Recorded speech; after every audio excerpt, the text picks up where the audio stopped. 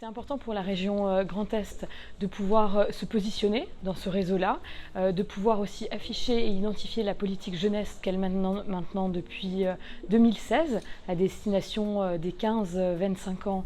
sur l'ensemble de la région, et après de pouvoir avoir ce partage d'informations, d'expertise, ce regard croisé avec l'ensemble des collègues, et c'est en cela qu'on avait proposé d'accueillir ici en région Grand Est cette grande rencontre des élus et des acteurs jeunesse. On voit que les régions se sont mobilisées et se mobilisent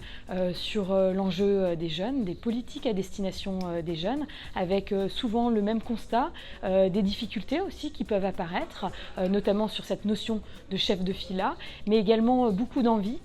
beaucoup de regards positifs, bienveillants, confiants, et finalement ces rencontres sont plus que jamais nécessaires pour avoir ce regard croisé, ce retour d'expérience, et finalement avancer ensemble et cheminer de telle manière à évoluer positivement vers des politiques jeunesse qui correspondent aux besoins, aux envies des jeunes, mais surtout qui leur suscitent l'envie aussi de s'engager. L'adhésion de la région Réunion à l'ANACEJ est tout à fait logique, et moi, automatiquement, dès que j'ai eu cette compétence, cette délégation, que ça fait qu'1 an que je suis, mais, lorsque le président de la région Réunion m'a donné la compétence